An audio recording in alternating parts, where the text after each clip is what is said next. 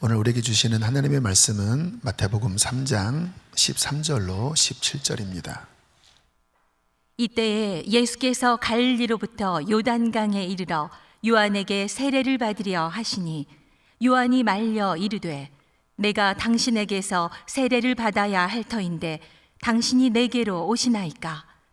예수께서 대답하여 이르시되 이제 허락하라. 우리가 이와 같이 하여 모든 의를 이루는 것이 합당하니라 하시니 이에 요한이 허락하는지라. 예수께서 세례를 받으시고 곧 물에서 올라오실새 하늘이 열리고 하나님의 성령이 비둘기같이 내려 자기 위에 임하심을 보시더니 하늘로부터 소리가 있어 말씀하시되 이는 내 사랑하는 아들이요 내 기뻐하는 자라 하시니라. 아멘. 인생 중에 지혜 중 지혜는 때를 분별하는 것, 그리고 그 때에 맞게 사는 것입니다. 전도서 3장 11절이 이렇게 말씀을 하고 있습니다. 하나님이 모든 것을 지으시되 때를 따라 아름답게 하셨고, 하나님 창조의 가장 중요한 기본 원리가 때를 따라 모든 것들이 순적하고 아름답게 이루어지도록 창조하셨다라는 거예요. 그래서 사계절이 있고 그 계절에 따라서 씨앗을 심고 또 가꾸고 물을 주고 다듬으면서 가을에 추수하는, 아무리 봄에 추수하고 싶어도 그 계절이 맞춰주지 않으면 죽었다 깨어나도 될 수 없는 것이죠. 그래서 지혜는 뭐냐면 때보다 서둘러도 그르치고 때보다 늦어도 그르치기 때문에 무엇이든지 때에 딱 맞게 하는 것, 이것이 지혜이고 그때 모든 것이 아름답게 이루어진다고 성경은 말씀하고 있습니다. 오늘 드디어 예수님께서 역사의 전면에 등장하셔요. 오늘 13절에 있는 말씀, 이때에 예수께서 갈릴리로부터 요단강에 이르러 요한에게 세례를 받으려 하시니, 이때가 한 30대쯤 되셨다고 성경은 말씀하고 있는데 예수님이 이전에는 뭐를 하고 계셨을까? 누가복음 2장 51절에 이렇게 말씀을 합니다. 예수께서 함께 내려가사 나사렛에 이르러 부모님에게 순종하여 받드시더라. 그냥 평범한 가정의 장남으로서 그 문화와 그 시대 안에, 물론 하나님의 아들이시지만 육신의 모습으로는 그 요셉 가정의 장남이기 때문에 순종하며 부모님을 받드시며 지내셨다라는 거예요. 너무나 평범한 말씀이지만 하나님의 아들임에도 불구하고 하나님의 때에 따라서 부모님께 순종하고 받드셔야 될 때에는 본인이 하나님의 아들로서의 모든 것들을 다 내려놓고 그 시기에 충실하시다가 이제 하나님의 때가 되니까 그 모든 것들을 접고 요단강에 나오셔서 세례를 받으십니다. 그 후에 예수님의 모습을 보면 육신의 부모님, 물론 아버님은 좀 일찍 돌아가셨죠. 마리아와 형제들이 형 왜 그래? 너 왜 그러냐 할 때 굉장히 냉정하게 대처하셨어요. 하나님의 말씀에 순종하는 자가 하나님의 아들, 곧 내 형제요, 내 부모다. 이제 나의 때는 하나님을 위하여, 인류의 구원을 위하여 이제 나타날 때가 됐기 때문에 그 전의 때에 가졌던 나의 모습을 나는 보이지 않는다. 그렇게 태도를 가지셨어요. 요한복음에 주님께서 자주 하셨던 말씀이 때에 대한 말씀이죠. 요한복음 2장 4절, 내 때가 아직 이르지 아니하였나이다. 7장 8절, 내 때가 아직 차지 못하였으니 올라가지 아니하노라. 십자가의 때를 의미합니다. 가장 중요한 때가 십자가니까요. 그러다가 때가 차자, 요한복음 17장 1절 함께 읽어보실까요? 시작. 눈을 들어 하늘을 우러러 이르시되 아버지여 때가 이르렀사오니 때가 이르렀사오니 이제 하나님의 시간표가 다 됐습니다. 주님, 이제 내가 갈보리로 가서 인류의 구원을 위한 십자가를 내가 지겠습니다. 여러분, 하나님의 아들조차도 때를 거스르지 않으셨어요. 하나님의 때를 분별하면서 그 때에 맞게 움직이셨다라는 거예요. 그러므로 인생의 지혜는 이 때를 분별하고 그 때에 맞게 사는 것이라 할 수 있습니다. 이 때에 대해서 한 3가지 부류로 좀 살펴볼 텐데요. 첫 번째는 우리 각자의 인생을 향한 하나님의 때입니다. 여러분, 하나님은 우리 한 사람 한 사람을 향한 선한 계획을 갖고 계셔요. 계획이 있으시다고 하는 뜻은 뭐냐면 하나님 보시기에 우리의 인생에 때가 있다라는 거예요.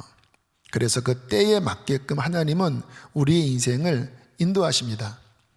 훈련하실 때도 있고 또 세워주실 때도 있고, 그런 하나님의 때에 우리들이 잘 분별하면서 따라가는 것, 이게 신앙생활이죠.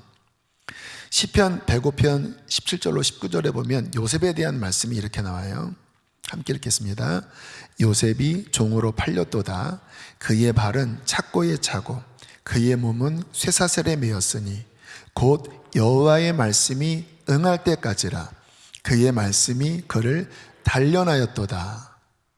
하나님의 말씀, 하나님의 때, 요셉을 향한 하나님의 때가 차기까지 요셉의 발에는 착고가 채워 있어야 했고 그의 몸에는 쇠사슬에 묶여 있어야 됐어요.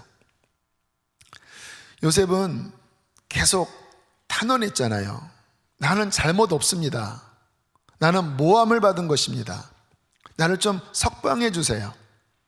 그러나 하나님의 정한 때가 차기까지 아무리 발버둥 쳐도 나올 수 없었어요. 왜냐하면 요셉은 단련받아야 하는 때를 지나야 했기 때문입니다. 왜냐하면 그 시간, 그 훈련을 잘 받아야 그 다음 오는 때를 감당할 수 있겠다고 하는 것이 하나님의 뜻이었기 때문에 그 시기에 착고에 차이고 쇠사슬에 매여서 연단받는 그 시기는 요셉에게 꼭 필요한 훈련의 때였다라는 거예요. 그리고 하나님의 역사적인 시간표가 이제 움직이면서 바로가 꿈을 꾸고, 그리고 그 근동 지역에 어마어마한 재앙을 앞두고 이제 요셉이 그 감옥에서 풀려나면서 굉장히 중요한 역할을 하게 됨을 우리가 알고 있죠.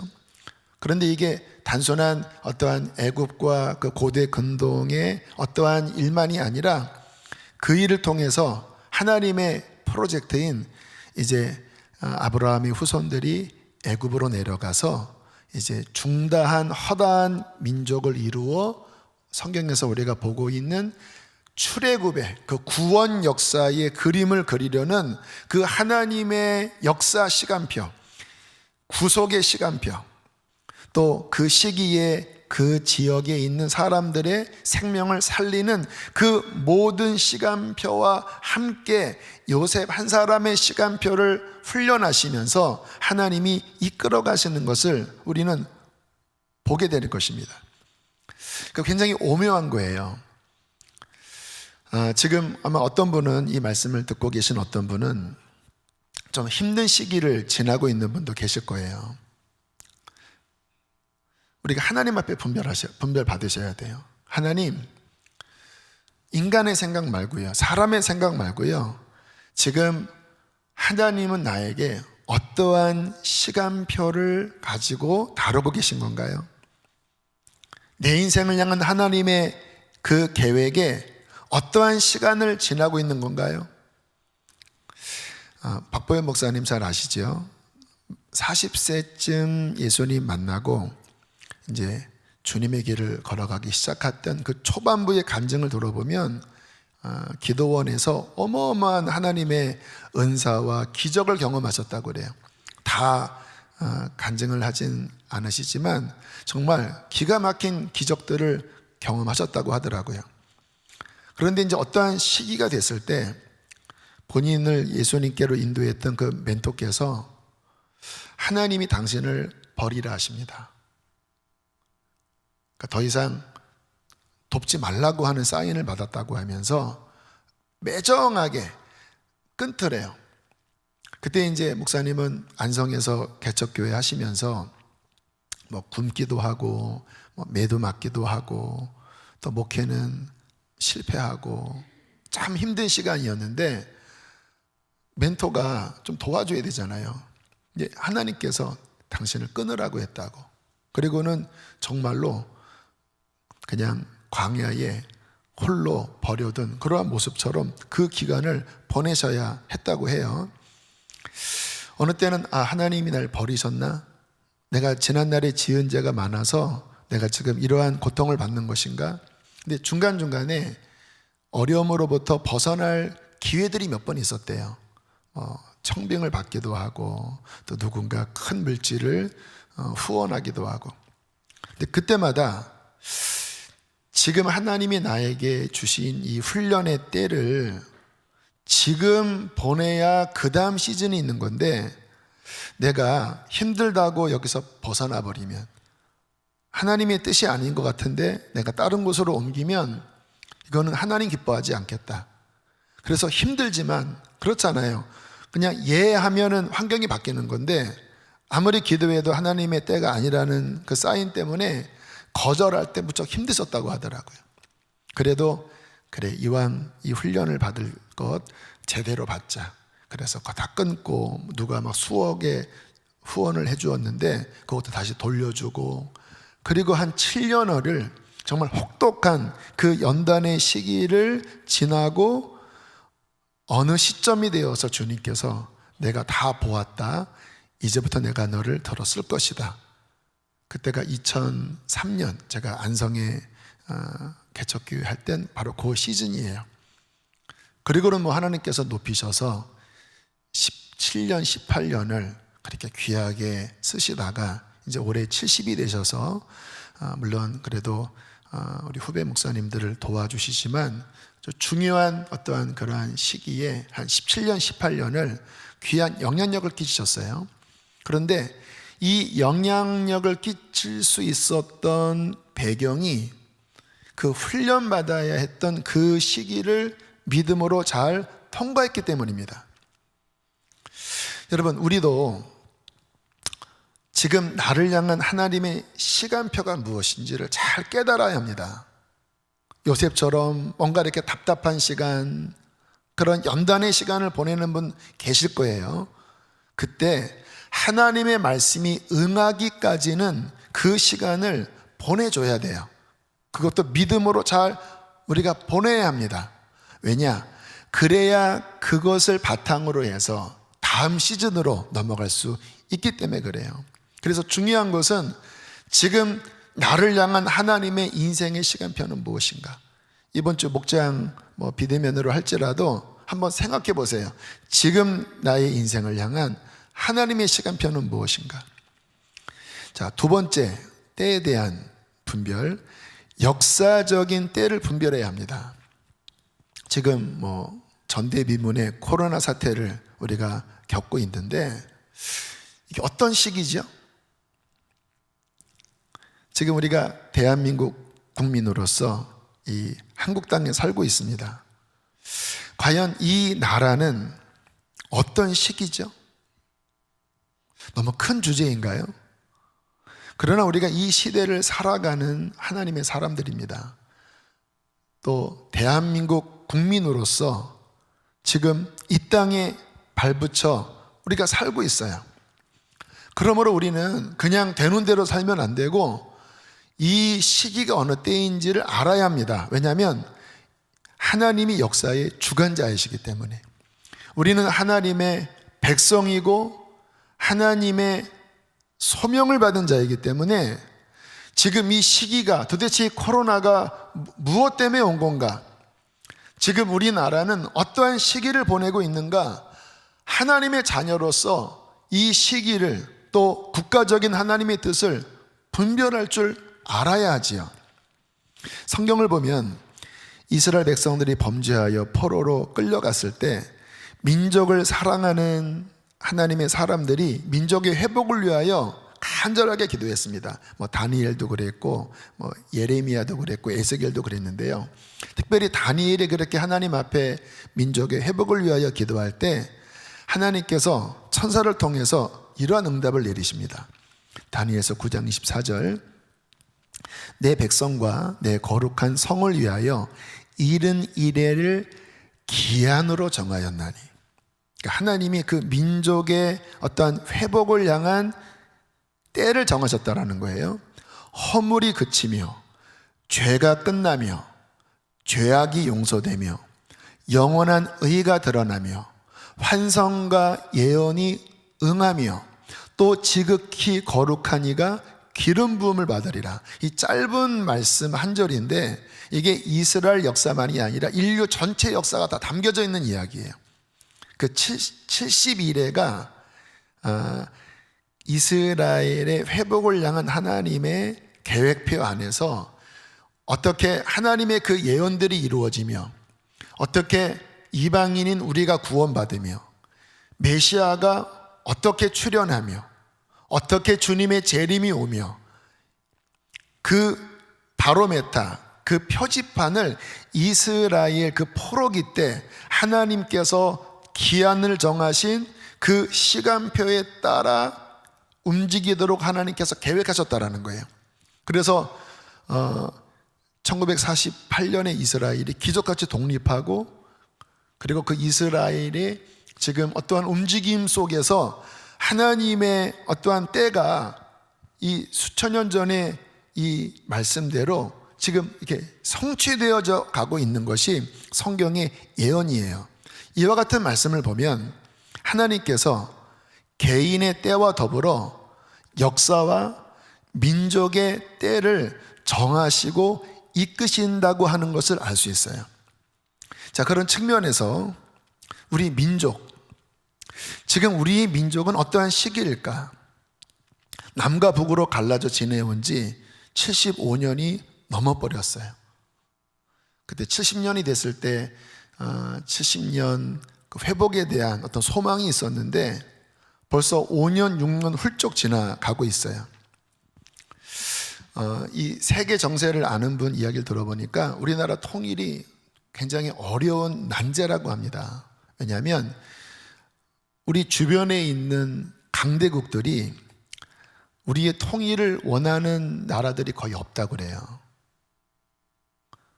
그래서 하나님이 돕지 않으면 우리가 바라는 로망, 이게 되지 않는다고 하더라고요. 자, 그러나 우리가 알아야 될 것은 뭐냐면 민족의 운명을 쥐고 있는 자는 사람도 아니고 정치도 아니고 국제 정세도 아닌 하나님이십니다. 하나님이 역사의 주관자세요. 하나님이 그 정치와 또 국제 모든 것도 움직이시는 거죠. 근데 제가 믿는 것은 뭐냐면 어떠한 모습으로 될지는 모르지만 하나님이 반드시 북한의 문을 열어주실 것이라고 믿습니다.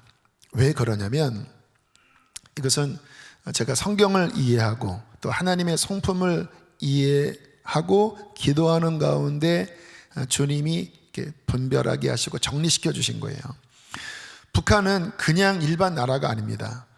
많은 순교의 피가 흘린 땅이에요. 그때 우리 일제시대 때 또 우리 남북이 갈라지고 북한에 대대적인 기독교 박해가 있기도 했고 또 기독교가 박멸될 것 같았지만 북한의 그 어려운 시기 속에서 많은 사람들이 그 중국 접경 쪽으로 넘어갔다가 선교사님들을 통하여 복음을 받아들이고 다시 북한에 들어간 사람들이 2000년대 전후로 굉장히 많습니다. 그들이 민족 복음화를 위하여 다시 북한에 들어가서 복음을 전하다가 포로 수용 정치범 수용소에 들어가서 죽기도 하고 지금까지 감옥에 갇힌 분들이 적지 않아요. 또 우리가 알고 있는 것처럼 많은 분들이 선교하시다가 또 끌려 들어가서 지금도 고초를 겪으면서 그 땅을 위해서 눈물로 기도하고 있어요. 그 수많은 순교의 피와 많은 사람들의 기도를 우리 하나님은 결코 잊지 않으신다고 말씀하십니다. 하나님의 신실하신 그분의 사랑 안에서 분명히 하나님은 그 피의 부르짖음의 소리를 듣고 계시고 간절한 탄원의 기도를 듣고 계셔요.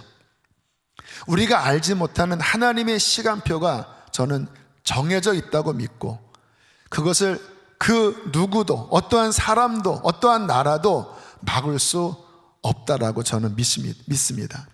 자, 이러한 시기 속에 우리가 지금 살고 있는 거예요. 그러니까 개인의 때만이 아니라 우리는 이 나라의 백성으로서 이 민족을 향한 하나님의 뜻과 맞물려 있는 거예요. 그래서 민족을 향한 하나님의 뜻을 알아야 우리는 잘 살 수 있는 거예요. 어떻게 이 시기를 준비하며 사는가, 그것이 우리의 삶과 연결이 되는 거죠. 근데 저는 근래에 교회를 통해 감지되는 게 있어요. 여러분, 교회는 하나님 나라의 원리에 굉장히 중요한 부분입니다. 세상에서 교회를 막 조롱하고 어려움을 겪고 있지만, 성경을 보면 하나님은 교회를 통하여 하늘과 땅의 모든 통치자들에게 하나님의 뜻을 선포한다고 말씀을 하세요. 그리스도의 몸이니까. 그래서 교회 안에 정상적으로 성령님께서 움직이시고 뭔가 감동하실 때, 그것은 곧 우리 교회만이 아니라 이 역사와 그리고 민족과 어떠한 뜻을 하나님께서 그 교회에게 비춰주시면서 어떤 사인을 분명히 주셔요. 특별히 우리 교회는 처음부터 북한 선교에 대한 부름이 있다고 제가 말씀을 드렸잖아요. 지금 10년이 지났습니다. 그런데 놀랍게 그러한 북한 선교에 대한 움직임이 굉장히 많이 열려가고 있어요. 탈북 사역하는 어떤 선교사님, 목사님들이 우리 교회에 굉장한 열린 마음으로 그렇게 관계를 맺고 있고, 또 그런 계획을 계속 우리와 함께 나누고 있습니다.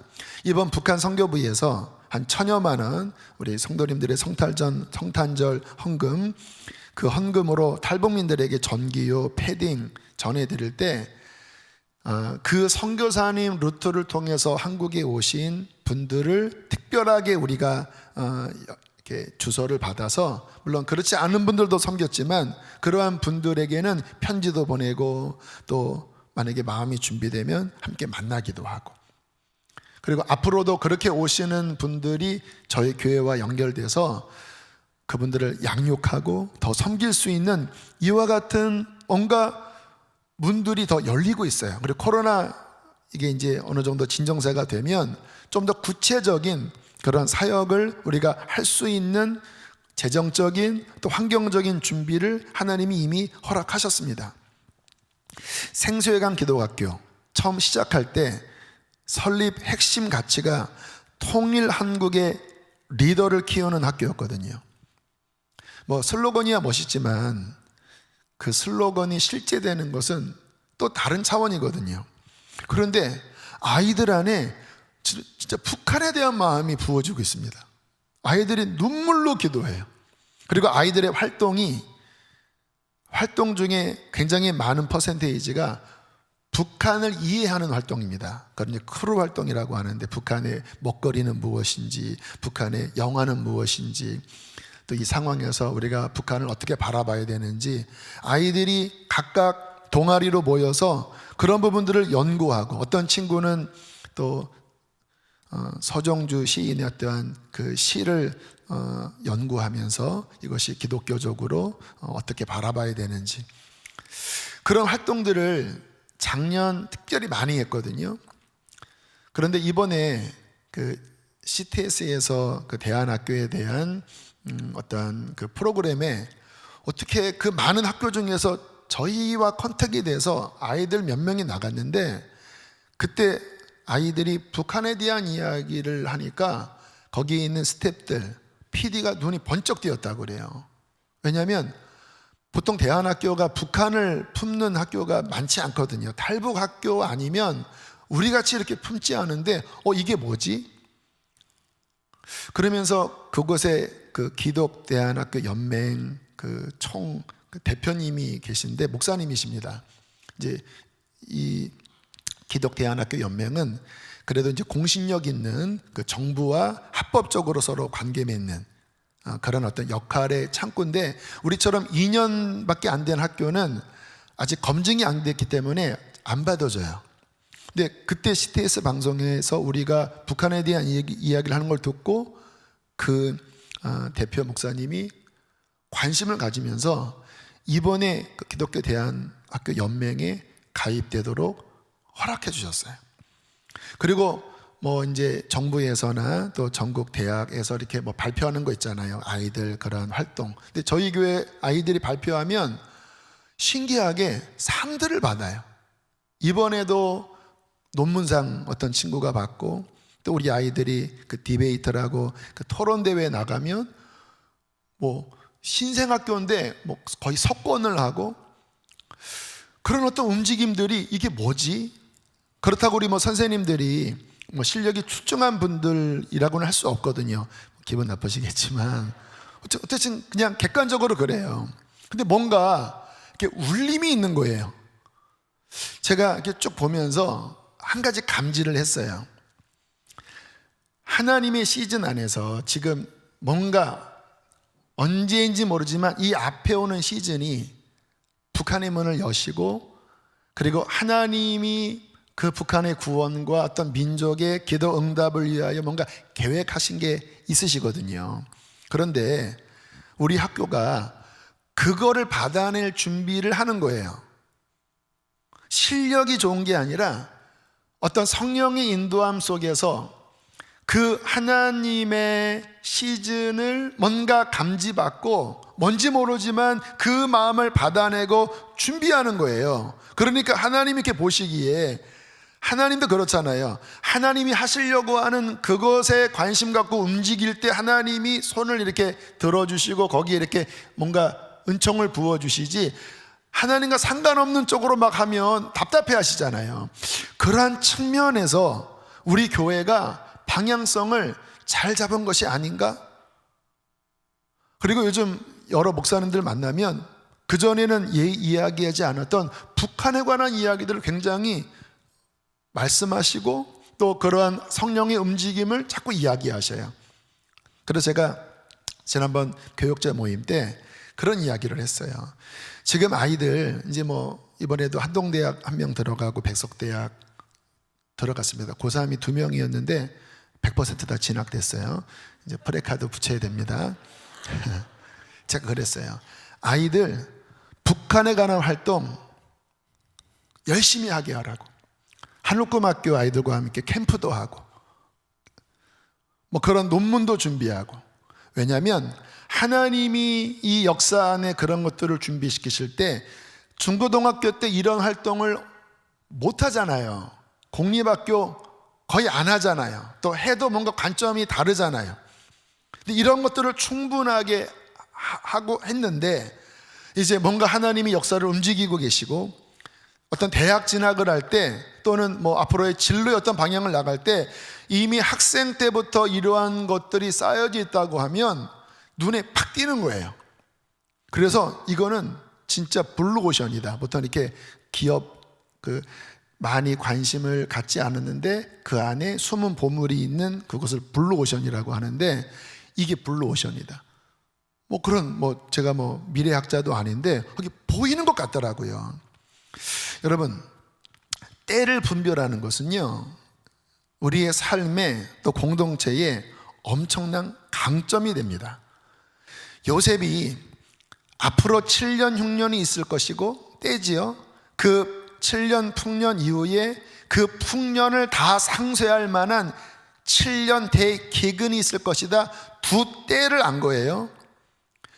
이 때를 아니까 그 때에 대한 지식으로 7년 풍년 때 양식을 다 쓰지 말고 낭비하지 말고 5분의 1씩 저장을 하면 7년 흉년을 대비할 수 있을 것이다.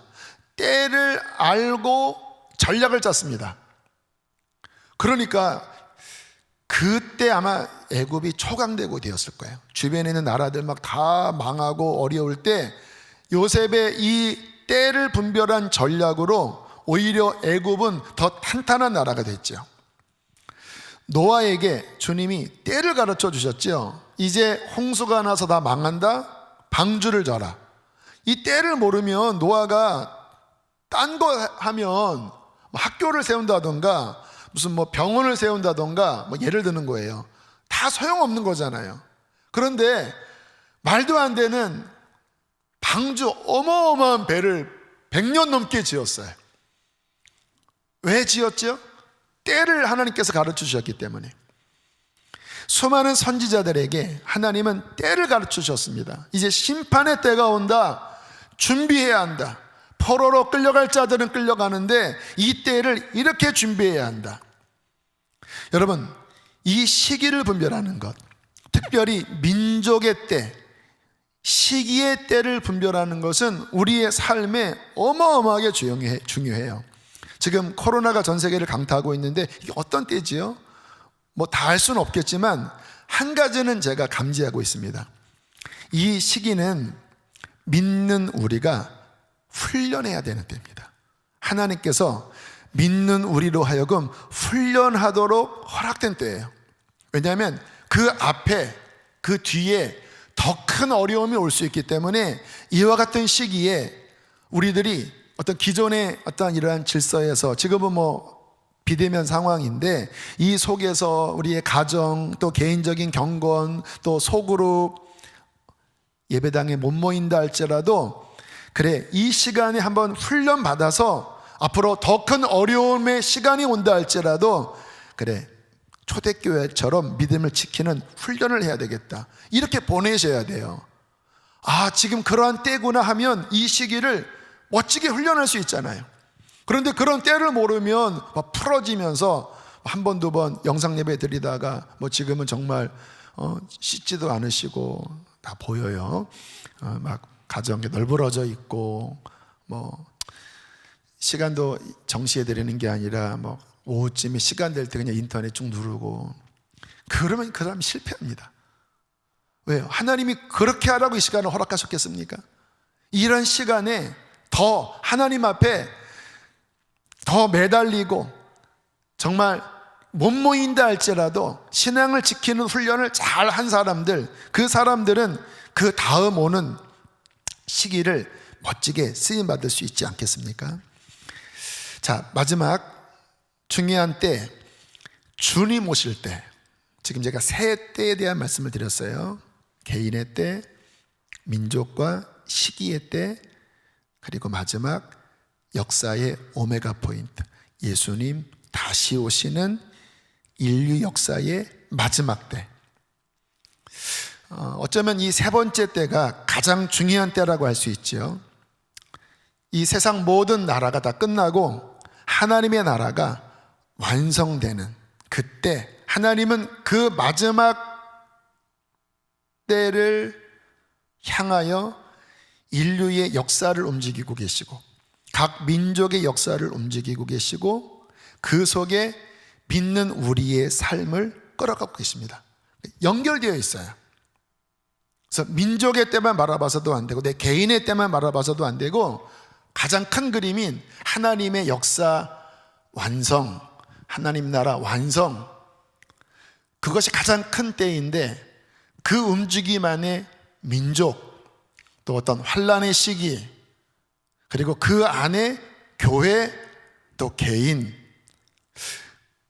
그래서 이 세 가지의 때를 잘 우리들이 이해하면서 하나님의 뜻에 맞게끔 잘 따라가야 시절을 쫓아 열매를 맺는 하나님의 아름다운 성도가 될 수 있다는 거예요. 저는 여쭙고 싶습니다. 그러한 때를 분별하고 계신가요? 시편 90편 12절에 이렇게 말씀을 하십니다. 함께 읽겠습니다. 우리에게 우리의 날 계수함을 가르치사 지혜로운 마음을 얻게 하소서. 여러분, 오늘이 1월 31일이에요 2021년 12장의 달력 가운데 한 장이 오늘 이제 뜯는 날이에요. 하나님의 뜻에 맞춰 잘 가고 있나요? 이 역사의 어떠한 때를 잘 대비하고 있나요? 주님 다시 오시는 그 날을 나라는 인생의 오늘 잘 준비하며 살고 있나요? 하나님이 요셉처럼 연단하는 분 계실 거예요. 여러분, 그러한 시간 원망하고 불평하고 방황하시면 안 돼요. 정말 하나님의 백성답게 그와 같은 시간을 멋지게 통과하셔야 합니다. 시편 78편 17절로 33절 보면 그 이스라엘 백성들의 방황에 대한 이야기가 나와요. 광야 때에 대한 말씀입니다. 함께 읽겠습니다. 그들은 계속해서 하나님께 범죄하여 메마른 땅에서 지존자를 배반하였도다. 하나님이 그들의 날들을 헛되이 보내게 하시며 그들의 횟수를 두려움으로 보내게 하셨도다. 헛되이 그 시간, 그 광야의 훈련의 시간이 필요했는데 그들이 막 원망하고 불평하고 막 인간의 어떤 그 모습으로 자꾸 이렇게 반항하니까 그 때가 헛되이 보내는 거예요. 그 때가 두려움으로 보내는 거예요. 믿음도 없고 순종도 없었기 때문에. 그렇게 되면 안 된다라는 거예요. 하나님의 때를 잘 분별하고 잘 준비해야 그 다음 때가 온다라는 거예요. 제가 지난번에도 이 말씀을 드렸는데 모세가 그 광야의 40년을 다 지나고 죽기 전에 했던 기도, 시편 90편 15절 그리고 17절입니다. 우리를 괴롭게 하신 날수대로와 우리가 화를 당한 연수대로 헛되이 보낸 시간이지요. 우리를 기쁘게 하소서 다시 회복시켜 주십시오. 더 이상 헛되이 보내지 않게 해주십시오. 이제 가나안에 이 백성들이 들어갈 텐데 헛되이 보내지 않게 하십시오. 17절 함께 읽겠습니다. 주 우리 하나님의 은총을 우리에게 내리게 하사 우리의 손이 행한 일을 우리에게 견고하게 하소서. 우리의 손이 행한 일을 견고하게 하소서. 열매 맺게 하소서. 더 이상 헛된 삶을, 낭비되는 삶을, 하나님의 때를 우리가 망가뜨림으로 인해서 불순종과 불신앙으로 그렇게 슬프게 지내지 않게 하시고 하나님 다시 은혜를 주셔서 이제 가나안에 들어가서는 하나님 당신의 시즌을 잘 따라가고 우리가 주님의 은혜 가운데 바르게 서서 하나님 우리의 손이 행한 일이 열매 맺게 하시고 성취되게 하시고 성공하게 하여 주십시오. 여러분, 우리의 간절한 기도가 되어야 되지 않겠습니까? 그래서 정말 지혜가 필요합니다. 세월을 계수할 지혜, 그 시즌을 잘 보낼 지혜, 어려움이 와도 그 시간을 멋지게 통과해서 잘 준비되어 요셉처럼 민족의 시즌을 움직이고 역사의 시즌을 움직일 때, 그래 너 이 시즌을 잘 통과했기 때문에 내가 너를 쓸 거야. 어떤 분은 나는 이미 나이가 많은데 상관없어요.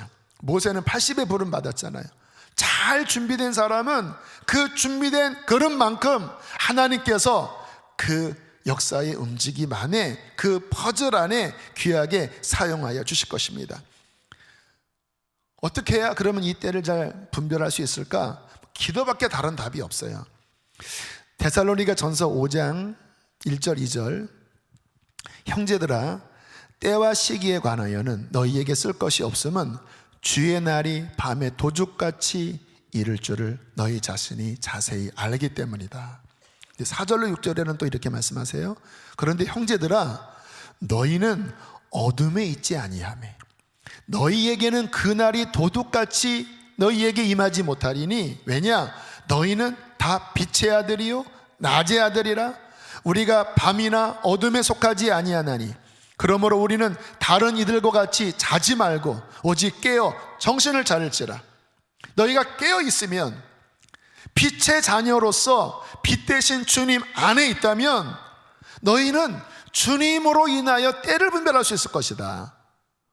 왜요? 주님과 함께 동행하니까. 그런 자에게는 주님이 도둑같이 임하지 않아. 어떤 역사의 변화의 시기가 불현듯 닥치지 않아. 여러분 선지자들 지난번 예레미야 말씀 적었잖아요. 이를 지어 성취하는 여호와 그 이름을 만군의 여호와라고 하는 이가 이르시되 내게 부르짖으라. 내가 너에게 응답하겠고 크고 귀한 비밀을 너희에게 알리리라 말씀을 하셨잖아요. 화면 바꿔주세요. 네. 그러니까 정말 기도하고 깨어 있으면 분별할 수 있는 마음을 하나님께서 가르쳐 주세요. 그래서 정말 이 시기를 잘 사는 길은요, 깨어 있는 겁니다. 기도하는 거예요. 저도 주님 이제 만나고 그렇게 살아갈 때, 특히 처음에 이제 은혜 받고 막 바쁘게 이렇게 돌아다닐 때 기도하는 분이 그런 얘기를 해주셨어요. 지금은 심을 때이지 거둘 때가 아니다. 너무 바쁘게 다니지 말라고. 더 하나님 앞에 준비되는 시간을 가지라고. 그 후에 여러 삶의 시기를 이렇게 지나면서 주님이 정말 때를 분별하는 마음을 주시더라고요. 물론 뭐 다 가르쳐 주신 건 아니지만 그때 꼭 필요한 응답은 주셨습니다. 지금은 훈련의 때다. 너는 지금 여기서 다음 때로 넘어가야 한다. 여기 머물러 있으면 넌 도태된다. 다음으로 빨리 넘어가라. 기다려야 한다. 때를 주님께서 그때그때 꼭 필요한 때는 가르치셨어요. 그리고 그 시즌을 따라 어쨌든 순종하고 넘어갈 때 지금 이렇게 와서 보니까 너무 감사하다. 그 시기에 물론 실패한 부분도 있고 좀 지체된 부분도 있었지만, 비틀거렸지만 그래도 여기까지 그 때를 분별하며 감사하게 왔구나. 지금은 어떤 때일까? 아까 훈련의 때라고 말씀드렸죠. 지금은 어떤 때일까? 어떤 민족의 어떤 변화에 감이 든다고 그랬죠. 또 저는 이 교회 담임 목사로서 여러분과 함께 이 시기를 또 함께 감당해 나가는 자들이잖아요. 근데 이 감각이 깨어서 기도하면 선명해집니다. 그래서 중요한 것은 예측할 수 있어요. 뭐 다 알 수는 없지만 꼭 필요한 것들은 어떤 하나님의 감지에 따라서 준비하게 하셔요. 심지어 어떤 분은요, 미리 죽을 날을 하나님이 가르쳐 주신 분도 계셔요. 좀 특별한 케이스긴 하지만, 그래서 그분은 할머니인데 자기 자녀 손주 다 불러놓고 주님이 이날 나를 데려간다고 하셨다. 그래서 그날 다 모인 자리에서 유언하고 예배하고 정말 그날 돌아가셨는데, 그때 그 자리에 있었던 손주가 제 군대 후임이었는데 그 이야기할 때 정말 이렇게 소름 끼치는 그 감격적인, 얼마나 큰 신앙의 유산입니까? 하나님께서 그 인생의 중요한 때를 가르쳐 주셔서 온 가정이 할머니의 마지막 가는 길을 유언 속에, 축복기도 속에, 예배 속에, 그만큼 깨어있는 분이셨기 때문에 하나님이 가르쳐 주신 거죠. 이 때를 분별하는 지혜가 이 본문에 하나 나와서 마지막으로 그 부분을 말씀을 드릴게요. 자, 이제 예수님이 때가 돼서 이제 세례 받으시고 이제 첫 사역 시작을 하셨죠. 오늘 본문 16절로 17절에 보면 이와 같은 말씀이 나와요. 함께 읽겠습니다. 시작. 예수께서 세례를 받으시고 곧 물에서 올라오실새 하늘이 열리고 하나님의 성령이 비둘기같이 내려 자기 위에 임하심을 보시더니 하늘로부터 소리가 있어 말씀하시되 이는 내 사랑하는 아들이요 내 기뻐하는 자라 하시니라. 자, 보세요. 그전에는 그냥 집에서 그냥 부모님 돌보셨다고 그랬죠. 때가 되자 나왔어요. 세례 받았습니다. 근데 갑자기 어떤 일이 벌어지죠? 하늘이 열립니다. 성령께서 비둘기처럼 예수께 임하셔요. 그리고는 기쁜 음성이 들립니다. 이는 내 사랑하는 아들이요 내 기뻐하는 자다. 그때 어떠한 느낌이 들까요? 그 마음 안에 기쁨, 또 성령님의 지지. 왜 성령님의 지지와 기쁨이 있을까요? 때에 맞게 움직였기 때문에 성령님이 지지하신 거예요. 여러분, 이 사람의 신체도요, 특별히 출산할 때 딱 정확하게 출산할 때가 되면요, 이 뇌에서 신호를 보낸대요. 그러면 아이가 이제 움직이기 시작합니다. 그리고 그 나오는 그쪽이 열려요, 이렇게. 그리고 온 몸 안에서 진통이 일어납니다. 그 진통과 아울러서 아이가 함께 움직여요. 굉장히 고통스럽지만 억지가 아니라 그 모든 삼박자가 함께 맞아 떨어지면서 한 생명이 바깥으로 나오는 거예요. 그때의 특징은요, 어떤 모든 것들의 지지와 그 적기로서의 어떠한 그 합당한 그 모든 것들이 함께 움직인다라는 거예요. 영적인 것도 마찬가지예요. 하나님께서 아직 움직이지 않는데 내가 이렇게 스스로 나가려고 하면 아까 좀 전에 말씀드린 성령님의 지지, 영적인 기쁨 이런 게 없이 뭐가 부대낍니다. 그것은 기도하는 분들은 알아요. 그런데 뭔가 아닌 것 같은데 하나님께서 사인을 주세요. 지금 이거 해야 된다. 앞으로 나가라. 그런데 하나님이 말씀 주실 때 그게 좀 부담스러울 때도 많아요. 홍해를 향하여 나가야 되고 요단강을 향해 나가야 되고. 근데 주님이 하라고 할 때 믿음의 사람은 움직입니다. 왜? 주님의 사인이 그 다음 시즌으로 넘어가는 거니까. 근데 이렇게 움직일 때 어떤 현상이 벌어지냐면 오늘 말씀처럼 성령님의 지지하심, 그리고 마음속에 있는 평강, 기쁨, 이게 그 안에서 밀어주셔요. 저는 여기까지 오면서 그것 때문에 여기까지 왔어요. 제가 막 결단력이나 뭐 분별력이 있었던 게 아니라 이게 하면 되나? 근데 이렇게 움직일 때 제 안에서 성령님이 이렇게 그래 하면서 밀어주시는 어떤 그 영적인 주님의 감동이 분별하는 게 있거든요. 그러면 또 움직이면 안 될 것 같은 것들이 열려지고 하나님께서 모든 것들을 움직이셔서 되게 하시는 것들을 경험을 많이 했습니다. 여러분, 저는 저와 더불어 우리 모든 성도님들, 오늘 인터넷으로 예배를 드리시는 모든 분들 안에 정말 이 역사의 중요한 때, 민족의 중요한 때 하나님의 때에 따라 움직이는 저와 여러분 되시기를 간절하게 축복합니다. 그래서 분별하십시오. 깨어서 기도하면서 분별하세요. 어려움 겪는 분이 있습니까? 나의 가는 길을 오직 그가 하시나니 그가 나를 단련하신 후에는 내가 정같이 나오리이다. 여러분, 그 시간을 잘 믿음으로 인내하세요. 그러면 시편 1편 말씀처럼 시절을 쫓아 과실을 맺게 될 것이고 모세의 기도처럼 우리의 손을 하는 일이 견고하게 될 것입니다. 그렇게 사시다가 주 앞에 서는 그날 잘했다 칭찬받는 우리 모두가 되시기를 주의 이름으로 축복합니다. 함께 이 시간 우리 찬양하시겠습니다.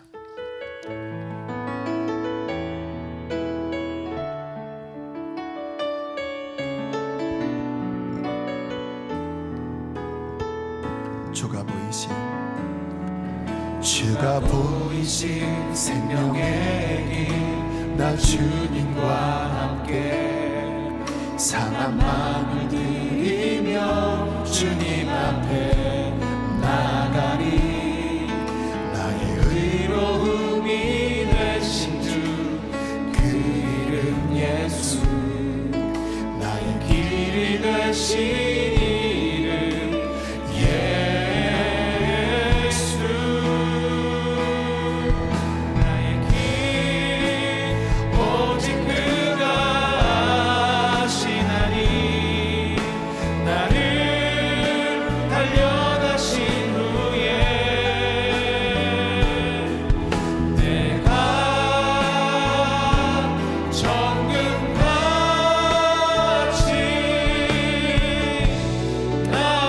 다시 한번 고백합니다.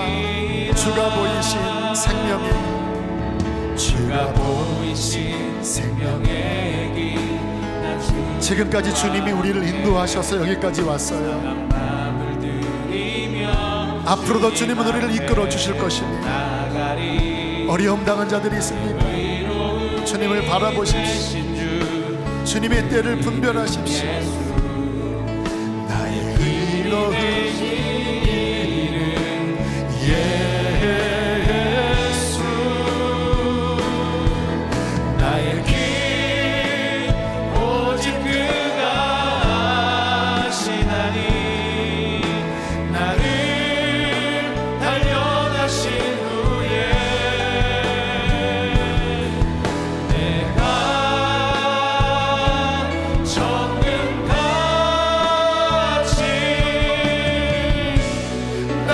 우리 주 앞에 손을 올려드리면서 고백합니다.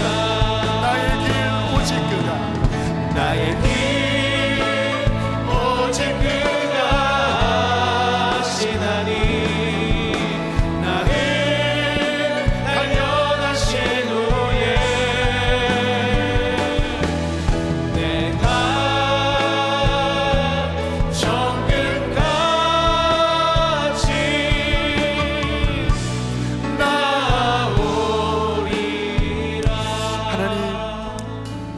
원하시고 하나님의 거룩한 나라를 위하여 나를 준비시키시는 하나님의 섭리에 감사드립니다.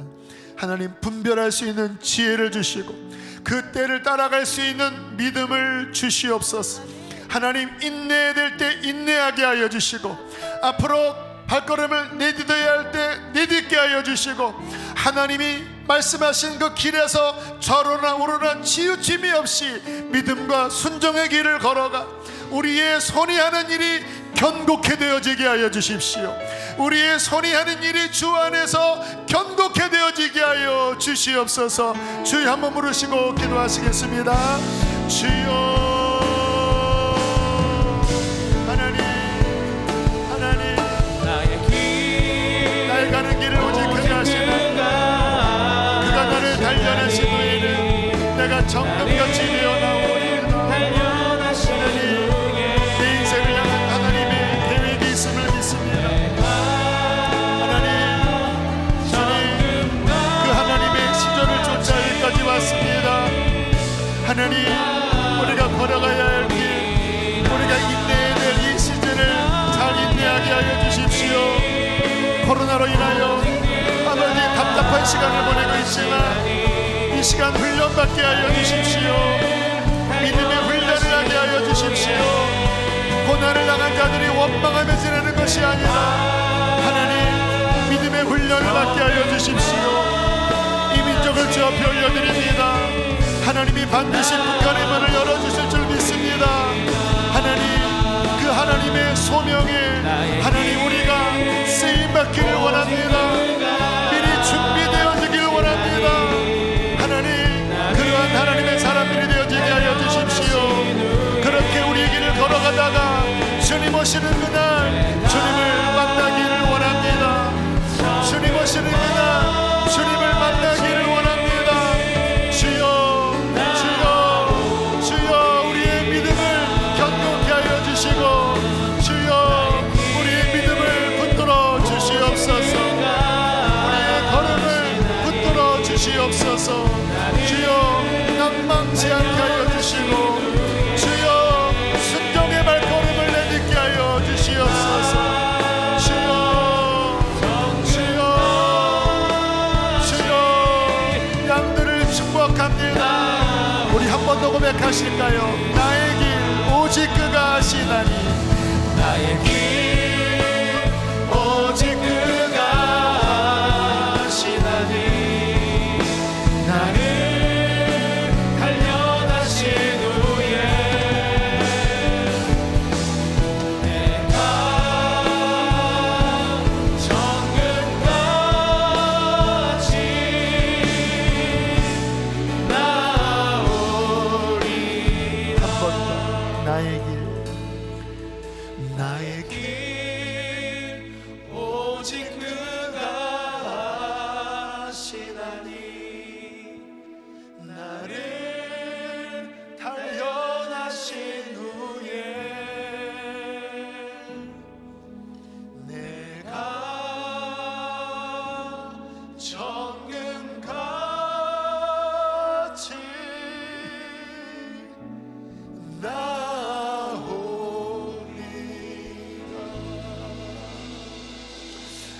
에베네셀의 하나님, 당신의 도우심 속에 여기까지 왔습니다.